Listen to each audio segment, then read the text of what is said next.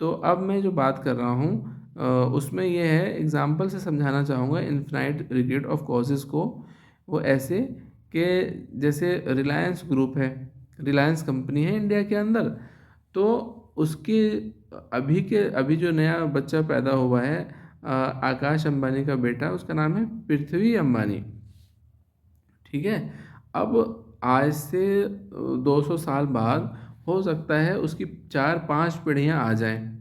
Okay, 4-5 नस्ल चल जाएं, पीढ़ियाँ आ जाएं, और भी 4-5 नस्ल आगे बढ़ जाए। अब तब के लोगों से अगर पूछा जाए कि भाई उस टाइम का ओनर जो भी रहे, कि भाई इसका जो है ब्रांच बताओ, ये जो नस्ल चल रहा है रिलायंस कंपनी का, अंबानी फैमिली का, ये कहाँ से शुरू हुआ है। तो बंदा चलते चलते चलते चलते अभी के वक्त का जो आकाश अंबानी है, जिसका बेटा पृथ्वी अंबानी है, वहाँ तक आएगा कि पृथ्वी अंबानी था जो है, आज से 5 पीढ़ियों 6 पीढ़ियों के बाद पृथ्वी अंबानी था। उसके फादर का नाम आकाश अंबानी था। उसके फादर का, आकाश अंबानी के फादर का नाम मुकेश अंबानी था। मुकेश अंबानी के फादर का नाम धीरू भाई अंबानी था। ठीक है। तो धीरू भाई अंबानी पे तो आपको एंड करना पड़ेगा ना, या आप क्या करेंगे और आगे बढ़ते जाएंगे।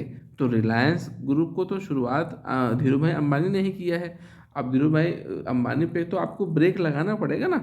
10 पीढ़ियों से भी आप गिनाते गिनाते आएंगे, तो गिनते गिनते आपको एक जगह तो कहीं तो रुकना पड़ेगा। कब तक आप इनकार करोगे। मुकेश अंबानी आकाश अंबानी पे इनकार कर सकते हो, हाँ भाई वो ऑनर नहीं था, उसके फादर होंगे। चलो मुकेश अंबानी है तो उसके फादर मुकेश अंबानी है, वो तो भाई नहीं, वो भी नहीं, उसके फादर होंगे। तो भाई उसके फादर कौन है, तो धीरू भाई अंबानी है। नहीं वो भी नहीं भाई, उसके फादर ने रिलायंस कंपनी बनाया था। तो फिर गलत हो जाएगा ना, कहीं तो आपको ब्रेक लगाना पड़ेगा। मिसाल से समझ आ रही है बात। उसी तरह आप कहते हैं कि जो एथिस्ट लोग हैं वो कहते हैं कि नहीं, तो जिस गॉड की आप बात करते हैं उसको भी तो किसी ने बनाया होगा। तो नाउज़ुबिल्लाह, हम तो ये नहीं कहते कि और उसको किसी ने बनाया है, बट मान लेते हैं वक्ती तौर पे कि गॉड को किसी ने बनाया है, तो वो उसका क्रिएटर हुआ। दूसरा गॉड जिसने इस गॉड को बनाया है वो उसका क्रिएटर होगा। ठीक है। क्योंकि दुनिया के चीज़ों को, इंसानों को, जानवरों को, हर चीज़ को, पूरी दुनिया में जितने हैं, सूरज, चांद, है ना, ये सब चीज़ों को बनाने वाला एक यूनिवर्स को, प्लेनेट को, है ना, जितने भी स्टार्स हैं सबको, गैलेक्सी है, स्काई है, आसमान है, सबको बनाने वाला हम कहते हैं गॉड है।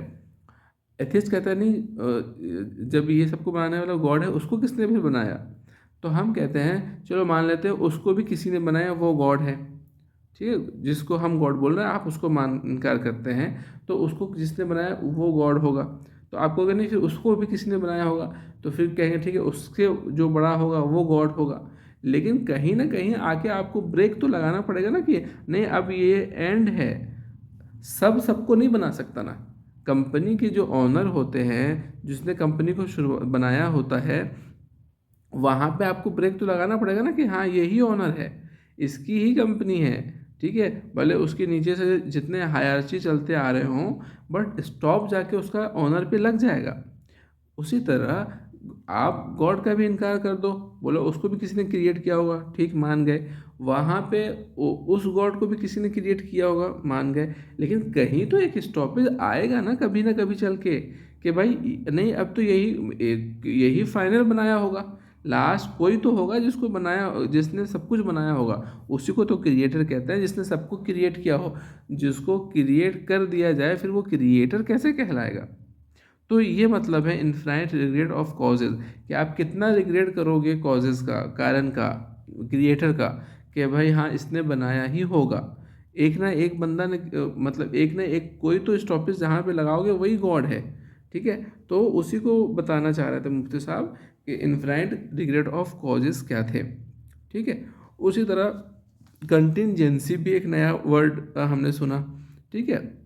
तो उस वर्ड का मतलब ये होता है कि सडननेस, एब्रप्टनेस के साथ, यानी अचानक ही यूनिवर्स का निर्माण हो गया।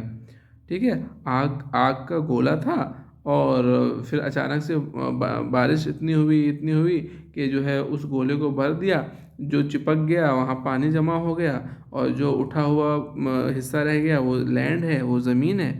तो ये खुद ब खुद हो गया, अचानक हो गया। ठीक है, कंटिंजेंसी इसको कहते हैं। हिंदी में बात करें तो आकस्मिकता, आकस्मिकता कहते हैं इसको। ठीक है, तो खुद ब खुद बन गया।